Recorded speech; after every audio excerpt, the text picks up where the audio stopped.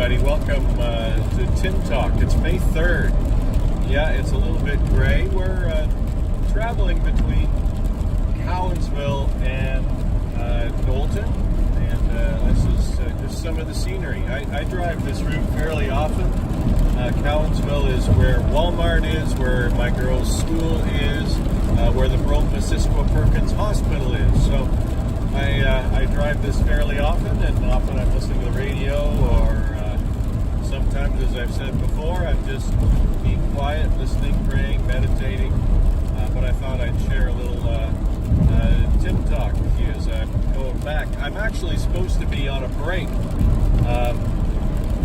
but you know, when I do stuff, my brain is always working. I'm always thinking, and so that doesn't go away. I always say it's a bit like the Hotel California. You can check out anytime you like, but you can never leave. That's kind of the way it is with a vocation, I guess. You can check out anytime you like, but I'm just always a priest. So the question that I've been thinking about a lot this week, and actually I've tried to do this several times, is this question of welcome, how we welcome people. We had a big service last week, lots of fun, lots of people who'd never been in church before, because we had 4 baptisms, 3 families, 4 children were baptized, and it was great fun, and you know, it just reinforced for me about the importance of welcoming people, making sure that they feel comfortable, making sure that they feel kind of safe and secure, like they're in a different environment, they're in a different space than they usually are, and so we want to make sure that we kind of make that as easy as we can for them. So a few things came out of that. One was somebody came up and actually asked or said the statement that inevitably comes up when you've got a big service. Oh, well, how come we don't see those people all the time? I'm sure if you're in church, you've said that or you've heard it before. And my response to that was, well, did you welcome them? Did you kind of go out of your way to help them be there and to help them sort of cope with being in a different situation? Were you welcoming? And this person said, well, I handed them a bulletin. Well, I don't think that's actually welcoming. I think that's kind of doing business. You know, it's a bit like a guy who hands you a basket on the way into Walmart that doesn't really say anything. It's kind of doing business. And it got me thinking too about, I think some people get nervous when new people show up. You know, that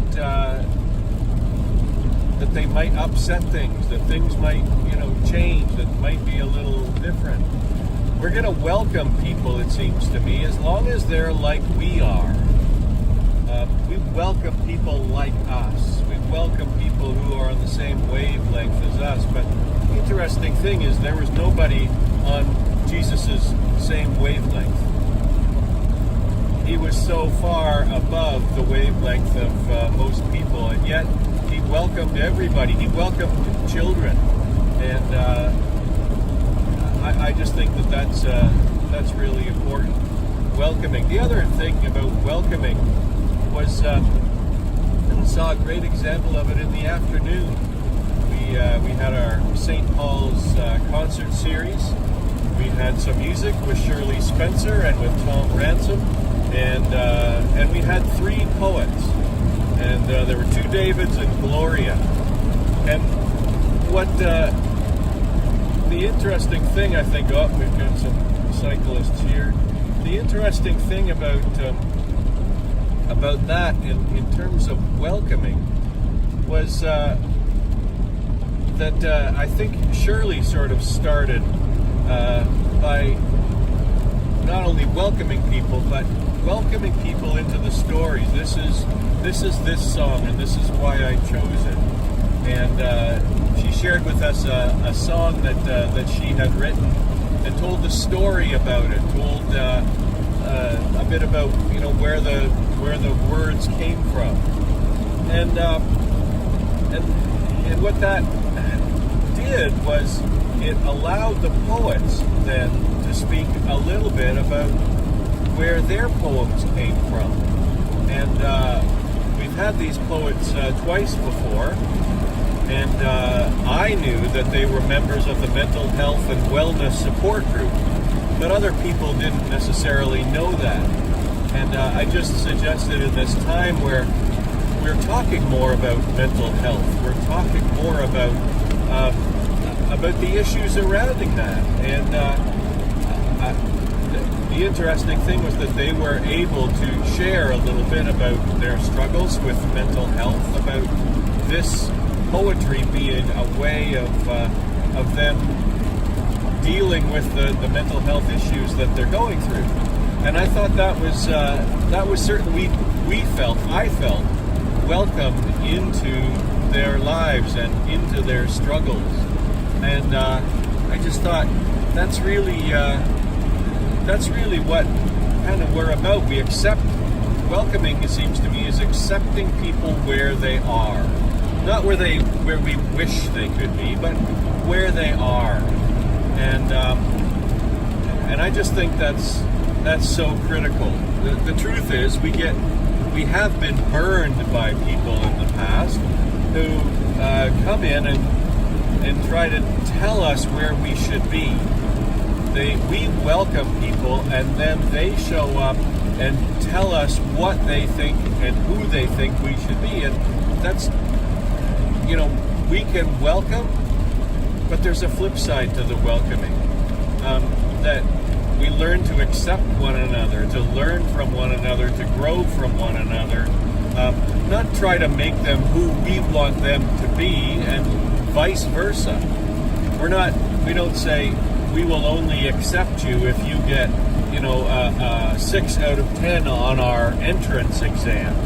We're going to accept you where you are.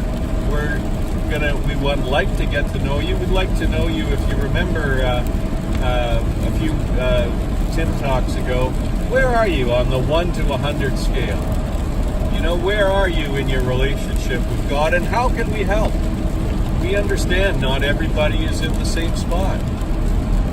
I was saying to someone a little while ago, it's okay to belong to our church before you believe. But we want to help you. Our job, our goal in welcoming you is to help you along, to discover who this Jesus is that welcomes you. Not to try to shape him into what we want him to be, but to learn about who he is and how he welcomes us so we can welcome others. I just think that's the job of the church. And it's ultimately Jesus' welcome that we are offering. It's not welcome to our club. It's not welcome to our little clique.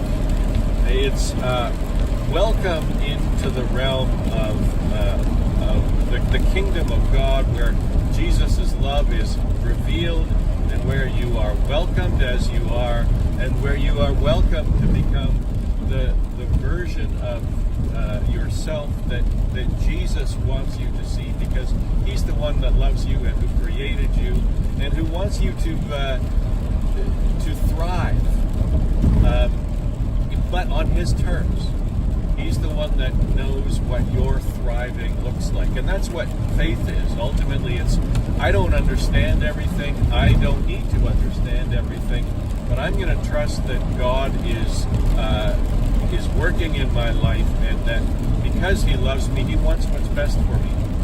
Anyway, that's our Tim Talk for today. It's 9.5 minutes, so a little long. But as I say, I've been on a break, but I've been trying to get this Tim Talk out for a couple of days, and I think that this is going to be the one that gets out there. So I just wish you God's blessing, and I really hope we get to either see you in person, or if you can put a comment in the box down below, and let us know who you are and where you're watching from. I know that we've got some regulars who always let us know that we're watching, and that's great.